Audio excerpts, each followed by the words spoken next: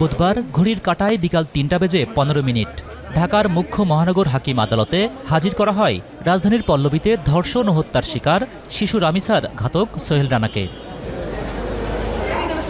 আদালতে তোলার সময় উপস্থিত জনতার রোষের মধ্যে পড়েন ঘাতক সোহেল রানা।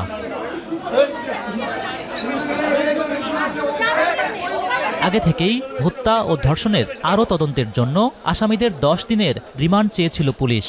তবে প্রধান আসামি সোহেল রানা ১৬৪ ধারায় স্বীকারোক্তিমূলক জবানবন্দি দিলে ম্যাজিস্ট্রেট আমিনুল ইসলাম জোনায়েদের আদালত তাকে কারাগারে পাঠানোর নির্দেশ দেয়। পাশাপাশি সোহেল রানার স্ত্রী ও হত্যাকাণ্ডের অপর আসামি স্বপ্না আক্তারেরও ঠাঁই হয় কারাগারে।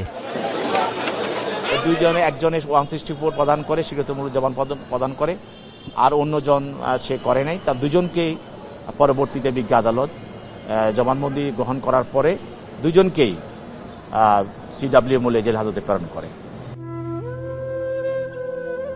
এদিকে মঙ্গলবার রাতে বনশ্রী এলাকার একটি মাদ্রাসার বাথরুম থেকে ১০ বছরের এক শিক্ষার্থীর ঝুলন্ত মরদেহ উদ্ধার করে পুলিশ। মারা যাওয়া শিক্ষার্থীর নাম মোহাম্মদ আবদুল্লাহ। মৃত্যুর ঘটনাকে রহস্যজনক মনে করে শিশু আবদুল্লাহর পরিবারের সদস্যরা সুষ্ঠু বিচার চান। ভালো ছিল, আমার সাথে কথা বললো, তো এছাড়া আমার কেন এ কাজ করলো আমি সেটা ভাবতেছিলাম। তো আসলে এর মধ্যে কতটুকু কি আছে সেটা আপনাদের কাছে আমি আপনাদের উপর নির্ভর করে ছেড়ে দিলাম। আপনারা এটা সঠিক তদন্তে আমার ছেলের বিচার করেন। একটা ষড়যন্ত্রমূলক বা কোনো একটা ব্যাপার আছে, যেহেতু 10 বছরের বাচ্চা এই ধরনের একটা ডিসিশন নেবে, এটা আমাদের চিন্তা ভাবনায় আসছে না।